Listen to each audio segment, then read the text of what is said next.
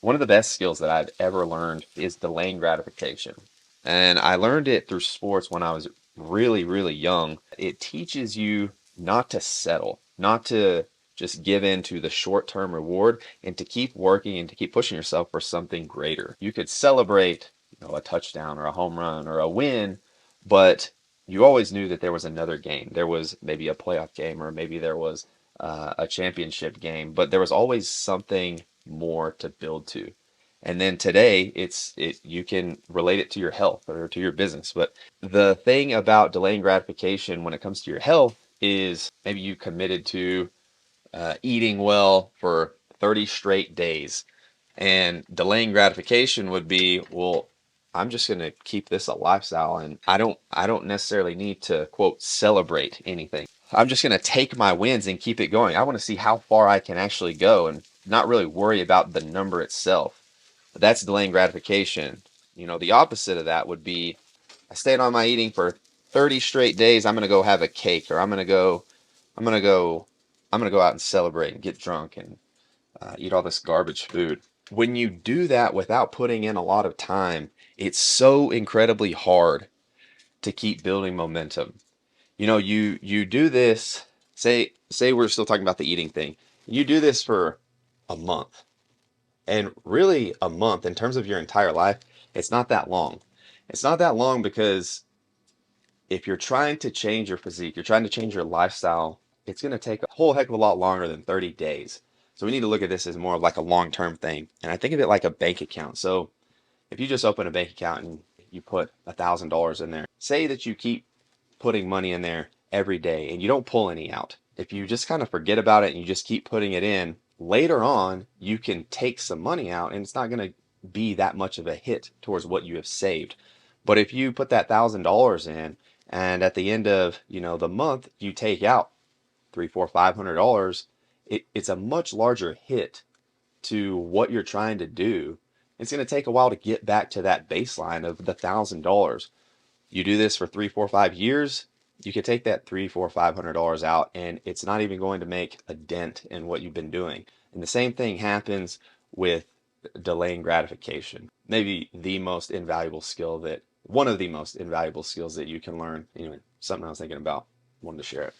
All right, Saturday morning here, heading to the gym a little earlier than usual, and it's for an intro, which is someone has hopped in the sales process. They went through the form online, and they've found their way into our funnel, our sales funnel. And at this point, they've scheduled an appointment, and now all I need to do is show up and close the sale. So generally, these work out pretty well. They're usually no longer than 15, maybe 20 minutes. And they're all different types of people. People have worked out before, people have never worked out before. So it's just, all it is right now is just a matter of education. Teaching, well, not teaching them, but filling them in on what we do, why it is helpful for their life. And that's all based on where they're at, what they want out of, their training. But got some breakfast here. We got some eggs. Usually I don't eat on the run like this, but kind of got to do what you got to do sometimes. So after that intro, I'll be coaching the class today, and then I'll get a quick workout in. And then this afternoon, I'm going to spend a lot of time on the back end of the business. And just, it's the beginning of the month, so I'm just getting a lot of numbers from the past month together, just kind of checking a pulse on the business. So I'm going to hit some sets and, talk with you guys through it. So still kind of warming up today, just some technique work, doing 3-position snatch. I'll do one from the hips, go down to mid shin, the knee, and then I'll take one from the floor.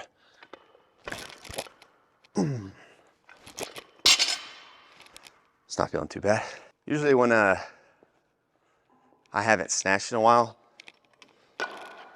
I'll do some technique work like I'm doing today, just to get back into things, because it is a lift that there are so many moving parts, and it helps to not go 0 to 100 when you come back into it. I don't know how heavy I'll work today, probably something moderate. something to just feel the different positions and make sure technique is good. But I know a lot of people will say, why do you do these movements, after competitive sports and things like that? And my question is, well, why wouldn't you want to? Why wouldn't you want to continue to be explosive the older you get, and as you age and stay athletic? Why would you not want to be those things? I've never really understood why people stop doing certain things, stop doing certain lifts just because they get older. It's like someone told them that they're not supposed to or they can't. It's like, oh, you shouldn't sprint if you're, older than 40 or whatever. And I just don't agree with that at all. Never understood it, because just why would you not do that? Why would you not stay fast, explosive?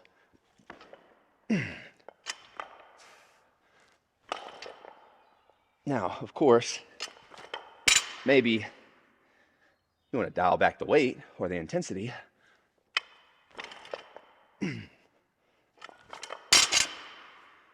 But why would you limit yourself and just put a cap on your body?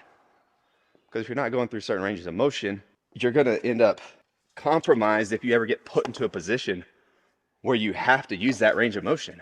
It just doesn't make sense at all that you wouldn't do that if you're trying to have a healthy, strong body throughout your entire life. I mean, sure, I get it.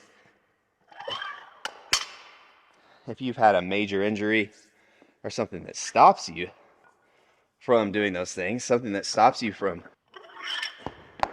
being explosive or really pushing yourself, then yeah, I get it.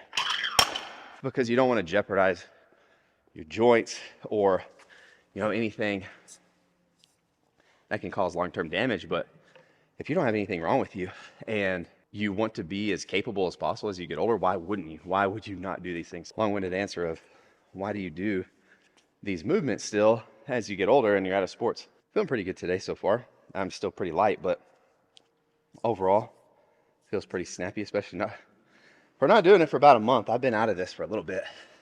Just haven't done this movement in a while. You know how it goes sometimes when you can only get into the gym quick. You can't spend a ton of time. So I got a little extra time today to show some of these areas some love that I don't get to very often.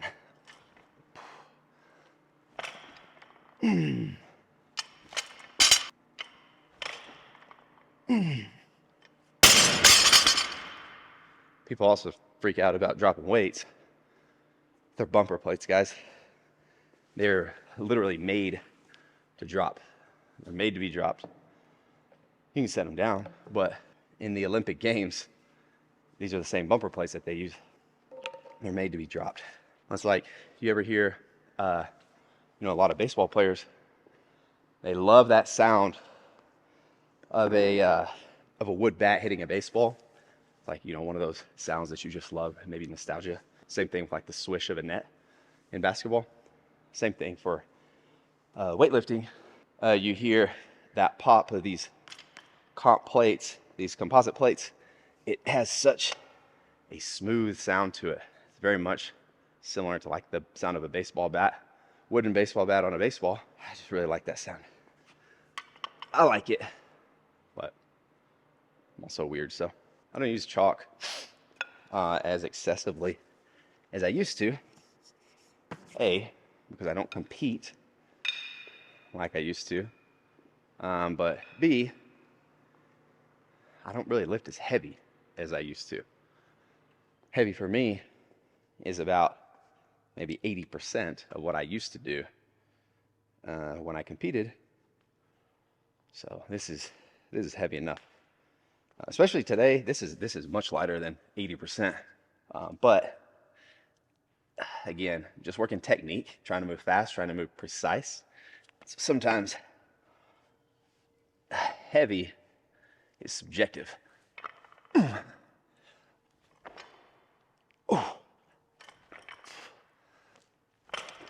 Oh, that felt good. All right, I gotta finish my pull on this one. Yeah. That was a good lift.